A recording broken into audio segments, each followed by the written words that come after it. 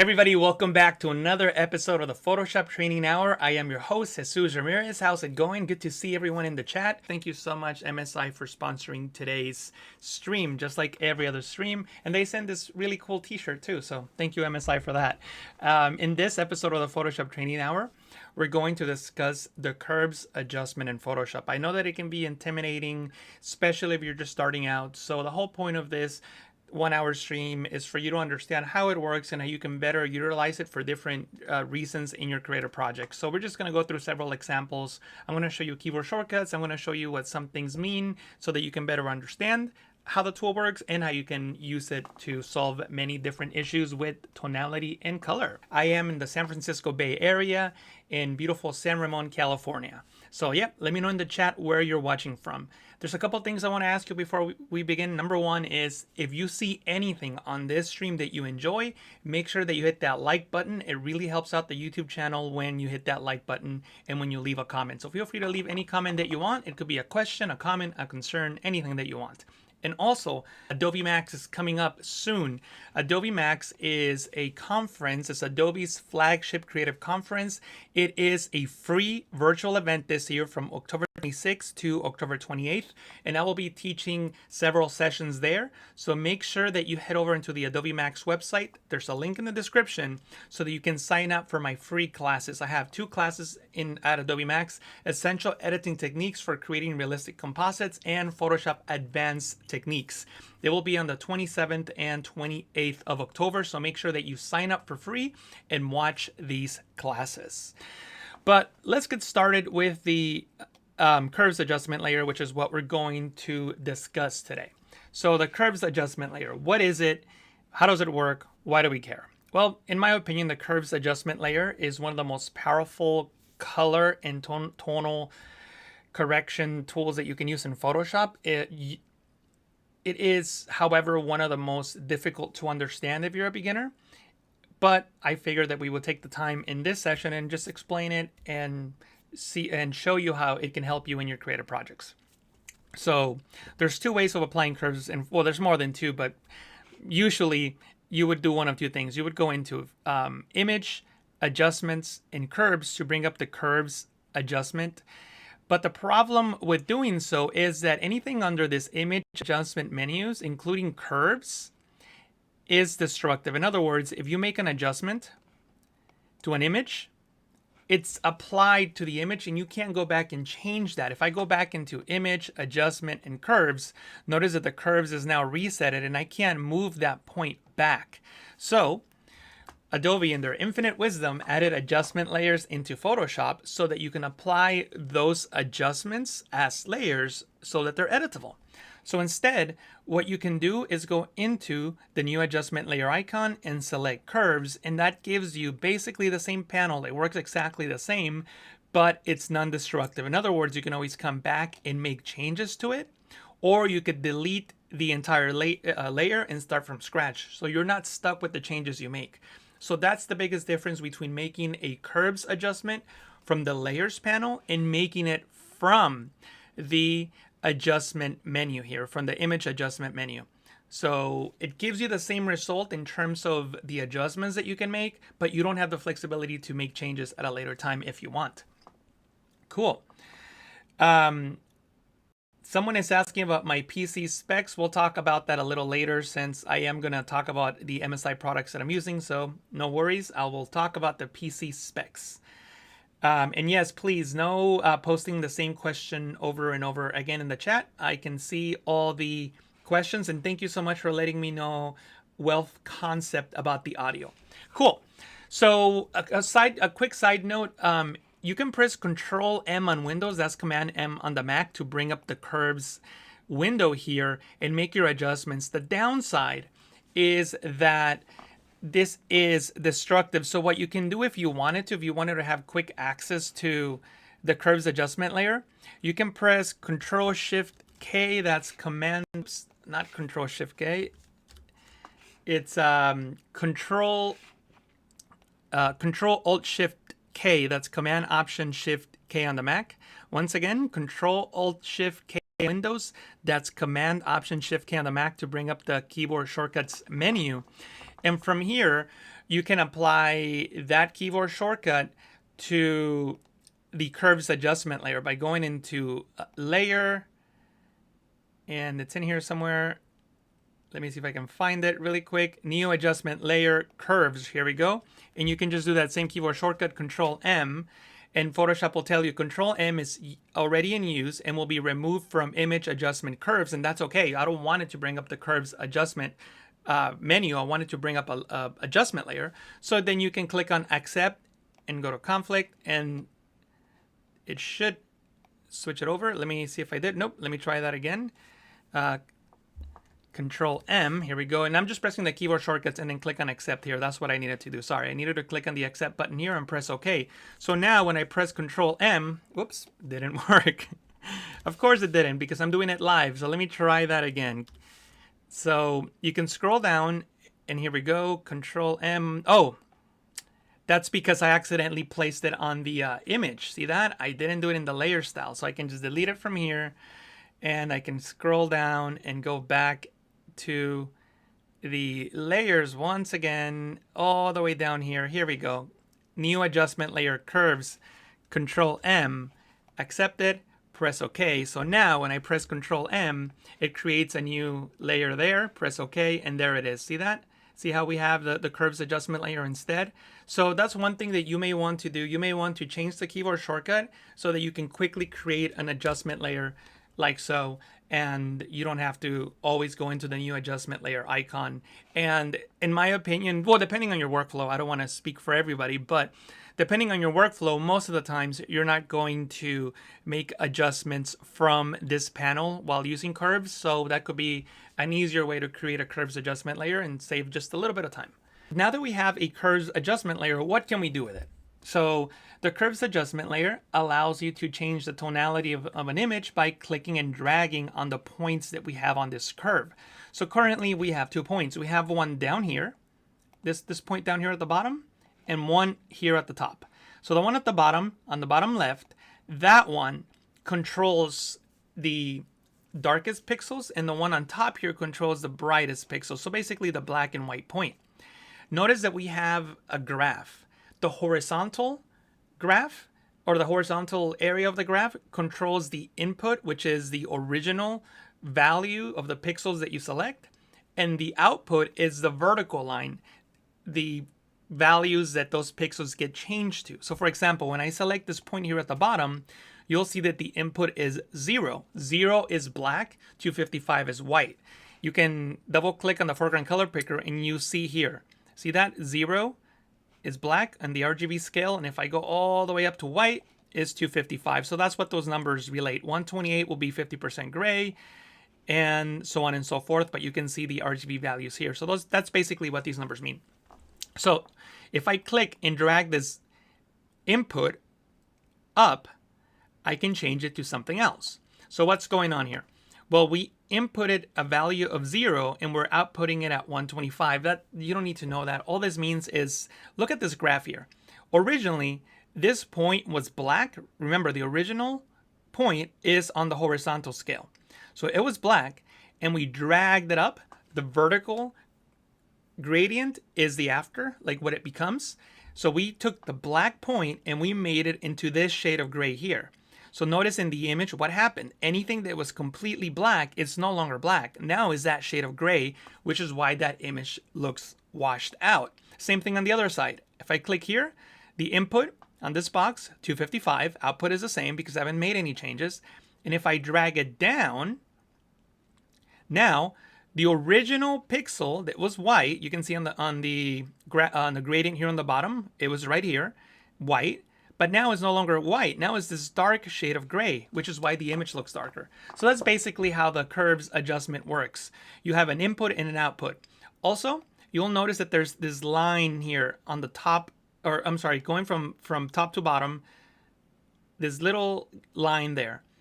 Basically, when you create a point and you drag up or down, you can just add more light or reduce light. Another way of thinking about this is like having a dimmer switch, like, you know, in some living rooms or some rooms in your home, you may have a dimmer switch where you drag up to add light or you drag down to subtract light. And like the off feature, if you will, would be right in the center. Right in the center, you're not going to make any changes. Where that line is, you drag up, you make changes. Or you add light. You drag down, you reduce light until you completely shut off the light or until you increase the light to the maximum intensity. So, okay, well, that's great. So how does that help us? Like, why would we even want to use this to control our images? Well, one simple thing is adding contrast. I'm sure that a lot of people in the chat are familiar or have at least seen an S-curve. So an S-curve simply means a curve that looks like an S. See that? This kind of looks like an S. That's creating contrast in the image. If I drag this point down, it makes the darker pixels darker. If I drag this point up, it makes the brighter pixels brighter, and it adds contrast. Obviously, that looks terrible, but that's the basic idea.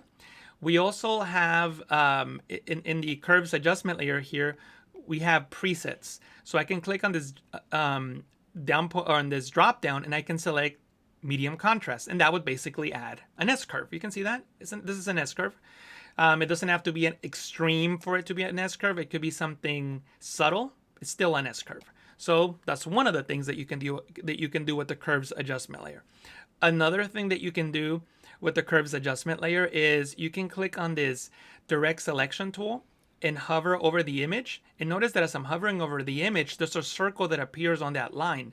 So I could target specific pixels. So for example, if I think that these areas here are too dark, I can just click and drag up to brighten those areas. But then maybe the clouds get a little too bright, so I can just hover over the area that I think is too bright, click and drag down to reduce the brightness from that area. So I increase the brightness in the shadows and I reduce the brightness in the highlights. And obviously I wasn't being precise there, I was just explaining it. That probably wasn't the best way to correct this image, but that's one of the things that you can do. When you create a point on the line, you can manipulate it any way that you want. You can bring it up or down. It doesn't really matter. It's totally up to you and what you want to do. If you want to delete a point, you can click and drag it away from the curve and it disappears, or you can click on it once and then hit the backspace key on Windows. That's the delete key on the Mac. Another cool thing is if you have a lot of points on your curve, you don't even have to select them. You can do it all manually. If you press the plus key on the keyboard, notice how the selection goes up. See how my selected points are going up? See that? And if you press the minus key, the points selection goes down. So I can select these points by using the minus and plus keys. And then with the arrow keys, I can move a point up. See that? And if I hold shift, I can move it in higher increments. See that? Now I'm going to go up to the top one, move that one up, go to the next one, move that one down. See that? Go to the next one, move it up. See that? And I can go back down the curve by pressing the minus key to the previous point. And then maybe that one's too high, so I can bring it back down by using the shift key and the arrow keys. Using the shift key moves the point in higher increments. And if you want to really fine tune it, just don't hold the key and you'll make really fine adjustments. Basically one value. See how I'm going? Look at the output, 128, 129, 130. If I hold shift and tap on the up key on the keyboard, then I'm going in increments by 10. So either you can go in increments by 1 just by using the arrow keys, or you can go in increments by 10 by adding the shift key to the arrow keys. And by the way, we have a reset button here. I don't know if you saw me press that. This right here, you can click on it and it resets the curve. So let's talk a little more about what the overlays on the curve means. And by the way, if you're watching this and you don't have the same overlays, what you can do is click on the flyout menu, this 4-line icon here on the top right of the properties panel, and then go into the curves display options. And from here, you can just use these settings that I'm using. I'm using light as opposed to pigment. So this is more for a curves adjustment in CMYK. But I'm working in RGB, so light going from 0 to 255 is what I should be working on. Then we have the graph here. We have this graph that has increments of 20. So each of these lines is increments of 20 or 25. Actually, I don't, yeah, 25. I'm sorry, not 20. And then these are increments of 10. So you can see that the squares are much, much smaller. And We have all these different overlays. One of the important ones is the histogram. I like having the histogram on. The histogram simply shows you where the information is in the current image that you're working on. So you can see that most of the information, this giant peak here, is in the brightest pixels. This is a fairly bright image, so we're going to get more information on the bright areas. If you're working on an image that is dark like this one here, now notice that we have more information in the dark areas and not so much on the brights. So that might be a useful tool for you to keep an eye on if you are doing something with color correction or you're trying to adjust tonality. Something that we haven't talked about yet, and maybe I should have mentioned it earlier, is that there's two ways of editing the curve. You have already seen me edit the curve by adding these points and dragging them, and that's because I have this option here selected. But I could also select the pencil, and with the pencil I could draw my curve. See that? See how I just drew that curve? I don't necessarily use the pencil that often. I prefer to use this option instead. And notice that when I switch over to that option, Photoshop shows the points that were created when I drew on that pencil. So you can use the pencil if you want to get started and then continue with the curve with this method here, but I don't necessarily do that. I just always start with this method and I can just start adding the points that I want. So I know that was a very quick rundown of how it works, or how the curves adjustment layer works, but now we're going to get into some examples so you can actually see it at work and what you can do with it. So something that you already saw was creating contrast, right? You just create an S-curve and you add contrast, right? Because we made the brightest pixels brighter by adding a point and dragging it up. So basically anything from an input of 155 and brighter got brighter. And from here, anything with an input of 93 and darker got darker, which creates contrast, of course. Another thing that you can do is you can color correct. So I've shown this example in other sessions. So if you've seen it, it's going to be a refresher.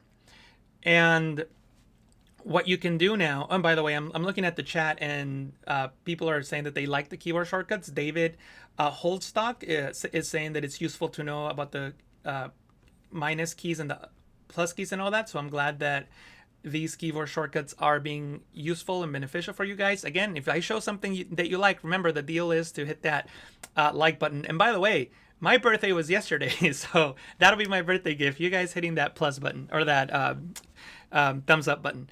But anyway, so something else that you can do is make color correction. So I'm going to create a curves adjustment layer, and I'm just going to click on this icon to clip it to the layer below, just so that I only affect this layer and not the other layers that I have in this particular document. And let me just hide the guides. You can hide guides by pressing the Control semicolon key. You could also press Control H to hide all guides, hide all guides, including the guides there. I'm sorry, I didn't explain that properly. Control H hides all extras, including the guides. That's what I was trying to say. We can color correct this image by doing a lot of things. Before, I can't remember exactly what version it was, but around Photoshop 7 or so, we didn't have a lot of the auto features we have today. And if we wanted to color correct this image, we would have to do it all manually. And we could do so by using the curves adjustment layer. Notice that on this dropdown, we have all the different channels: red, green, and blue. And what does that mean? Well, if we go into the channels panel, and I'll drag it out so that you can see it. If we come here into the channels panel and select one channel, you can see that we have the red channel, the green channel, and the blue channel, right? And what this curves allows us to do is to make that channel either brighter or darker. See that? Look at the preview here, the blue channel. So I'm basically controlling the brightness of that channel, and I can do everything I did before. I can add contrast to that channel. I can do whatever I want to that channel. So in other words, the curves adjustment layer can control each channel independently. So if I go back and reset this and go back into the channels panel here, I can select red, right? And I can see the information of the red channel.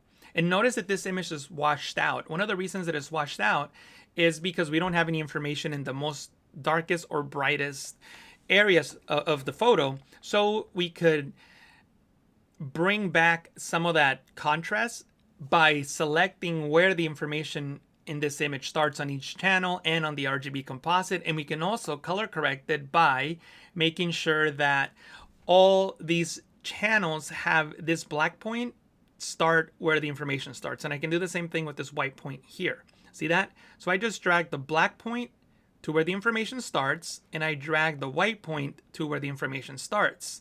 Then I can do the same thing for the green channel, both points, and I can do the same for the blue channel. Here we are. Fantastic. Now, looks like I missed one, or I didn't do one properly. But anyway, I think that you get the idea. So I basically color corrected the image by finding the darkest and brightest colors. And usually I do a much better job in showing this example, but not in this case. It doesn't really matter. The point is that I color corrected the image by finding the brightest and darkest colors of each channel. In newer versions of Photoshop, you don't need to worry about doing all this work that I just did. That was just an example. In newer versions of Photoshop, all you need to do is hold Alt on Windows, Option on the Mac, and click on Auto. And by default, Photoshop uses enhanced brightness and contrast, which in my opinion is not the best algorithm to select. You can select from 4 algorithms, and in my opinion, find dark and light colors works best, as you can see there. I also like to check snap neutral midtones, and also the first time that you do this, make sure that you click on save as defaults so that you override the default algorithm and you just use this one always whenever you click on that auto button.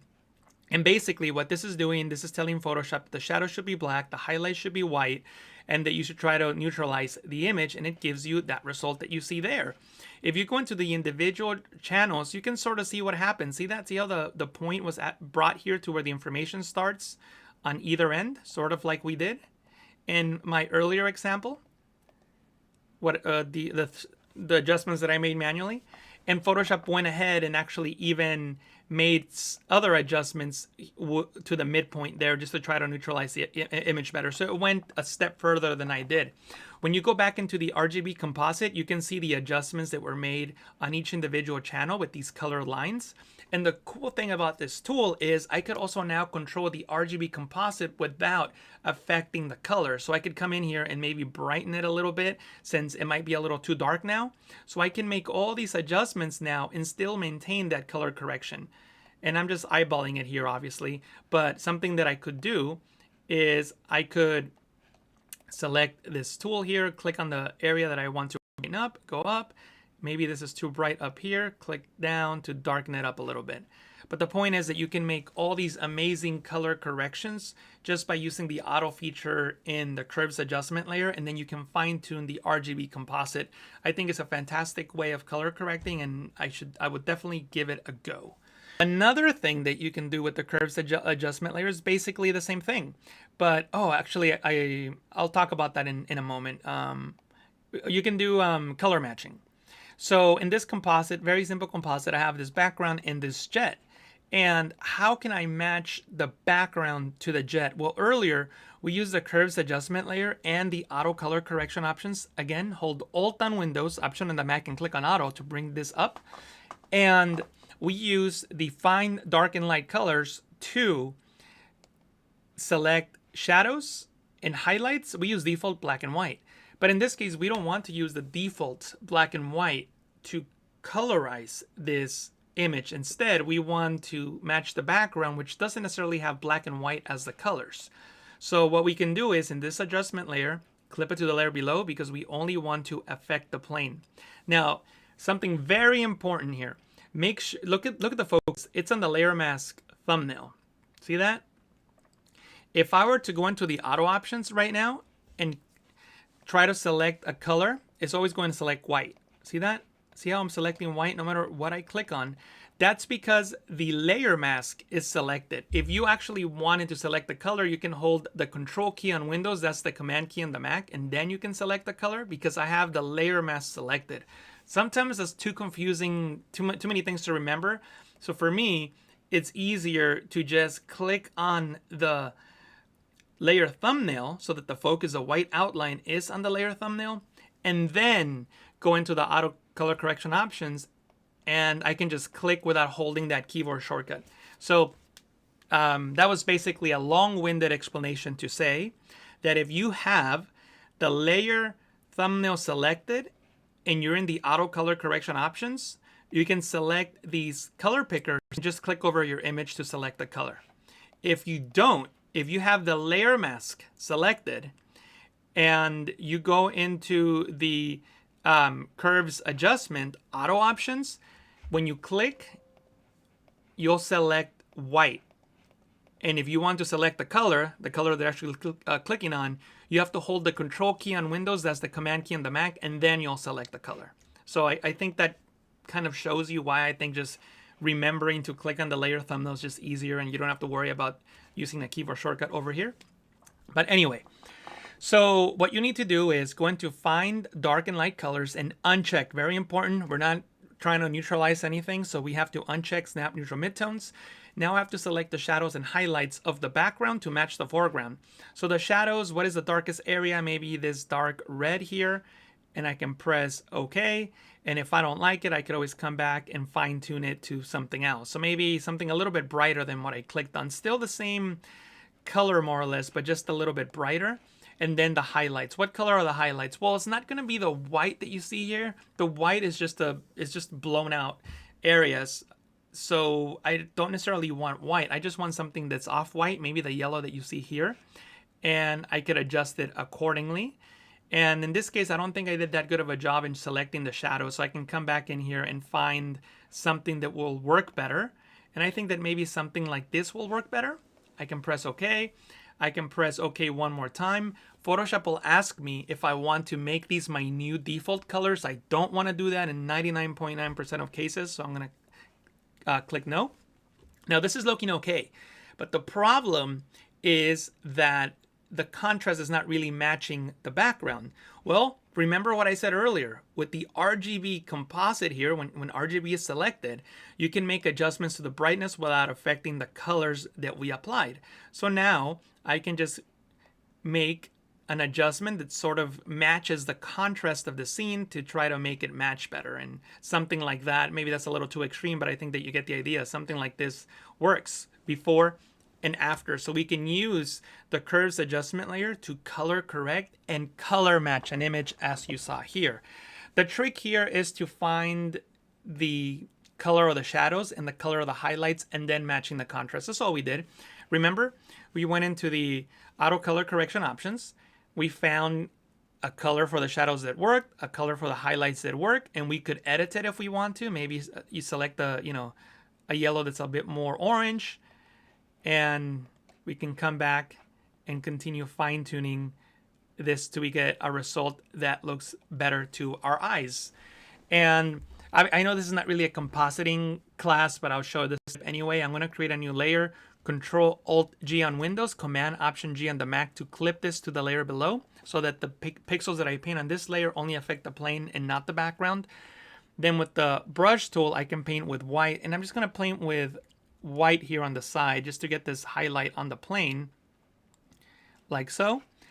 Then I'll double click to the side of the layer to bring up the layer style window. I'll change the blending mode to color dodge, and I'll uncheck transparency shapes layer to change the blend so that it looks more like a highlight hitting the plane.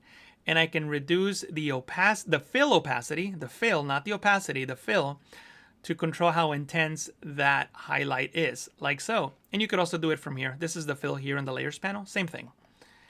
And also, if you wanted to, you can go into Image, Adjustment, Hue and Saturation, click on Colorize, and you can colorize that. So you can make it yellow or orange or something like that.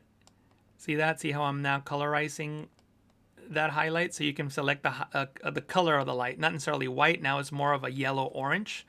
And again, you can reduce the fill accordingly to a highlight that looks good to your eye. So that was just a little added bonus for this particular little composite. But the overall point is that you can color match using curves.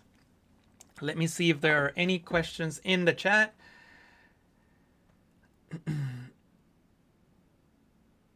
Johnny says, I set them to default. How do I set them back? Really easy, Johnny. No big deal. So what you need to do is go into the auto color correction options, and I'm just gonna change this to whatever colors. It doesn't matter. I don't know, green or something. Maybe you accidentally press OK and then you hit yes by accident, and now every time you create a curves adjustment layer and hit auto, you're gonna get those ugly colors. Well, it's not a big deal. All you need to do is under shadows, make them black, and the highlights, make them white, press OK, and set them as default. And there you go. That's what you need to do. No big problem. What do we have next? And how much time do we have? All right, we have some time. So let me show you these samples here. So this is an old screenshot of an older version of Photoshop, but it doesn't matter. Still works the same. When you're working with the curves adjustment layer, we talked about that you can select different channels. So if I select the red channel, you can add or subtract light. What light are we talking about? Red in this case. So remember how I talked about this center line earlier? And if you drag up, you add light. If you're in a specific channel, like in this case, a red channel, you'll add light in the color of that channel. See, I'm adding red because I dragged up. But if you drag down, you subtract red and you get the opposite color, in this case, cyan. And this is what this is representing here, these colors: red on top, cyan at the bottom. In the green channel, green on top, magenta at the bottom. In the blue channel, blue on top, yellow at the bottom. So let me show you how that works. Green, you drag up, you get green. You drag down, you get magenta. In the blue channel, you drag up, you get blue, you drag down, you get yellow. So that's basically what I'm trying to describe here. What happens when you drag points up or down on these given channels?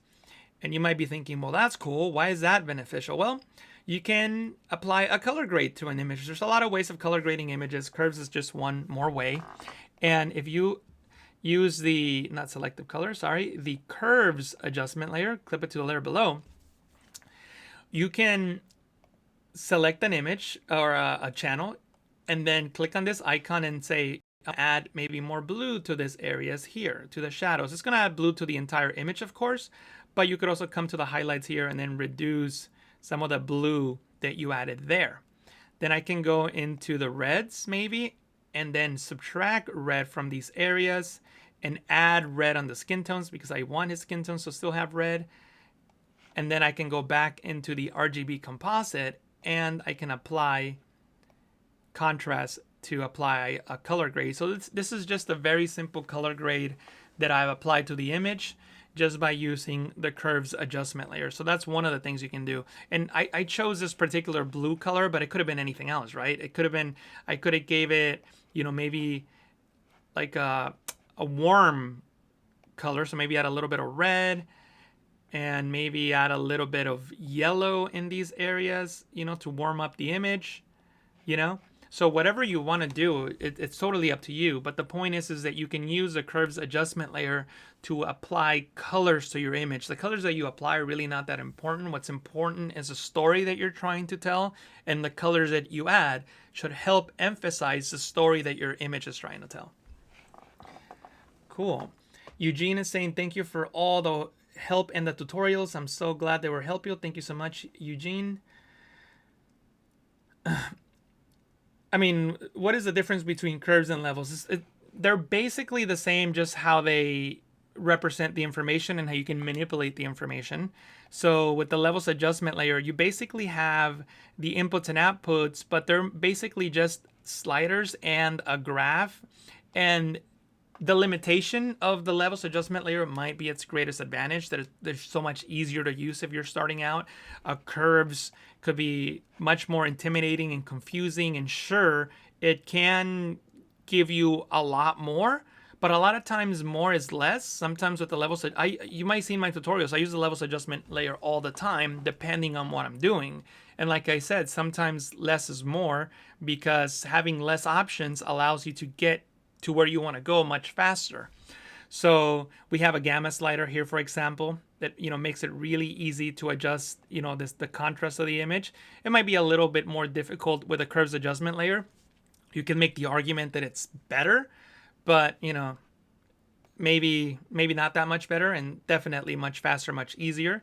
You can quickly set your black point and your white point, as opposed to coming here, you know, drag up here and then drag down.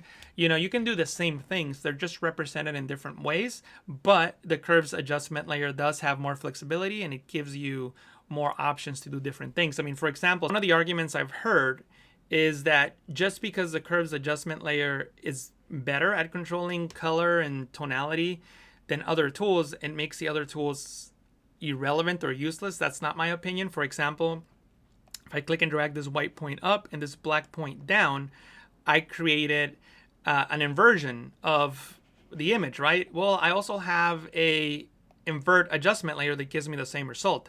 Does that make the invert adjustment layer useless or not worth using? No, of course not. It just means that this is what this adjustment layer does. And if I wanted to, I have the flexibility to do that with curves. It doesn't matter which one you use, levels or curves.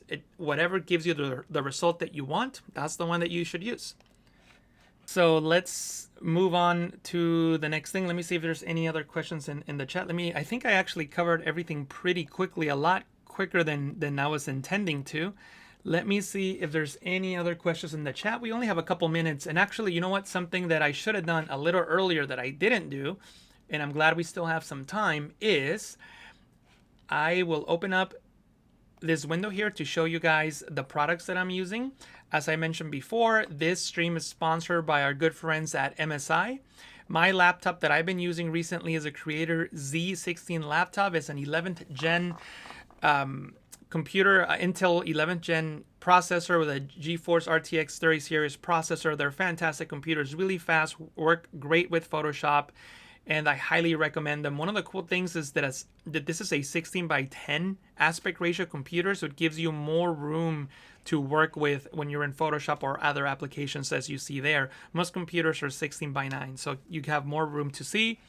That somebody was asking about the desktop where I'm streaming this stream from. This is what I currently use as my desktop computer.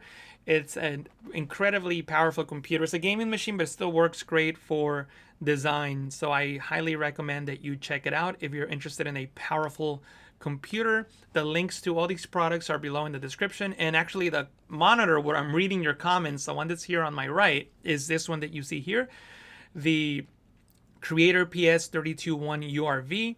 It's a fantastic monitor, 4K display. It has 98% Adobe RGB, and all monitors come pre-calibrated from the factory. So make sure that you check it out. It's a fantastic monitor for creators as well. So make sure that you check those out. Also, make sure that you sign up for my Adobe Max class. You can check out the link below in the description for that as well. Cool. So yeah, thank you so much, MSI, for those wonderful products, for the t-shirt, and for sponsoring today's session. So the last thing I want to say is this is a very good tip that I probably should have mentioned in the beginning. So don't go just yet. Just one more tip is when you're working with the curves adjustment layer, you may inadvertently adjust the saturation of the image. So you look at the skin tones. See that? I made an adjustment and it saturated the image. If you're ever working with the curves adjustment layer and you only want to affect luminosity but not hue or saturation, what you can do is go into the blending modes drop down and select luminosity. See that? When you select luminosity, now I just make the pixels brighter or darker, but I don't introduce saturation. If I have it set to normal, look at the difference. See that? Normal, luminosity. So a lot of times when I'm working just on making things brighter or darker, I will switch the blending mode to luminosity. That way I don't inadvertently adjust saturation. So that was the last tip that I wanted to have you guys today. If you enjoy the stream, make sure that you hit that like button now and let me know in the comments what you enjoy the most. Again, thank you so much for watching. I really appreciate you being here with me today. Make sure to check out my Photoshop in-app tutorials. There's a link to that in the description. Check out MSI, and of course, check out Adobe Max. Links to all of that in the description. Okay, everybody, thank you so much for watching, and I'll talk to you again next time. Have a wonderful weekend.